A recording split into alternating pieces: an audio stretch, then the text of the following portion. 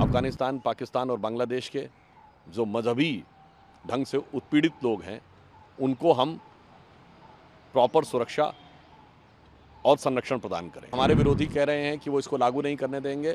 इसका मतलब जो लोग ये कहते थे कि संविधान खत्म हो जाएगा, वो संविधान को खत्म कर रहे हैं। अन्यथा केंद्र के द्वारा, संसद के द्वारा पारित कानून को कोई राज्य विधानसभा कैसे कह सकती है कि वो लागू नहीं करने देंगे। इसका अर्थ हो गया कि आप संविधान को नहीं मान रहे हैं। मोदी जी से एक बार ये पूछा गया था कि आप 24/7 काम करने की ऊर्जा कहाँ से लाते हैं, तो उन्होंने कहा था कि रोज 1 से 1.5 किलो गाली खाता हूँ, उससे ऊर्जा पाकर पुनः आपकी सेवा में लग जाता हूँ। नैतिक दृष्टि से देखें तो हम इन 3-4 देशों में एकमात्र सेकुलर देश है। सेकुलर देश के नाते भारत की यह प्रतिबद्धता है कि हम अफगानिस्तान, पाकिस्तान और बांग्लादेश के जो मजहबी ढंग से उत्पीड़ित लोग हैं उनको हम प्रॉपर सुरक्षा और संरक्षण प्रदान करें। तो ये भारत की धर्मनिरपेक्षता की कसौटी है।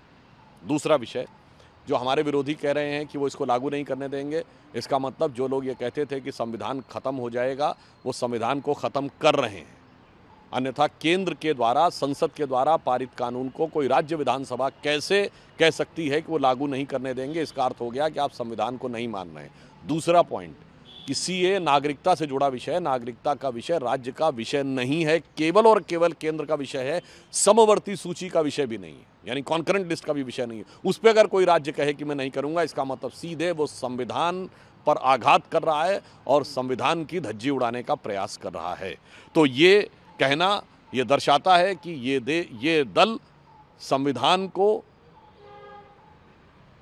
समाप्त करने, संविधान को कमजोर करने के लिए निरंतर आगे बढ़ रहे हैं, केवल अपनी क्षुद्र राजनैतिक वोट बैंक की महत्वाकांक्षा को पूर्ण करने के लिए।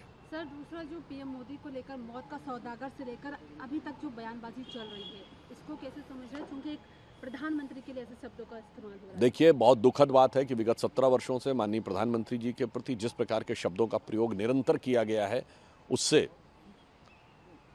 मैं कह सकता हूं कि जनता जनार्दन के रूप में उस बातों को ठीक उसी प्रकार देख रही है जैसे महाभारत में शिशुपाल ने निरंतर भगवान कृष्ण के लिए अपशब्दों का प्रयोग किया था, और जब 100 गालियां पूरी हो गई थी तो भगवान कृष्ण ने अपना निर्णय सुनाया था। तो आज भी मैं कह सकता हूं जनता जनार्दन के रूप में इस विषय पर अपना वास्तविक उत्तर प्रदान करेगी। परंतु हम ये भी कहना चाहते हैं कि मोदी जी से एक बार ये पूछा गया था कि आप 24/7 काम करने की ऊर्जा कहाँ से लाते हैं, तो उन्होंने कहा था कि रोज 1 से 1.5 किलो गाली खाता हूँ, उससे ऊर्जा पाकर पुनः आपकी सेवा में लग जाता हूँ।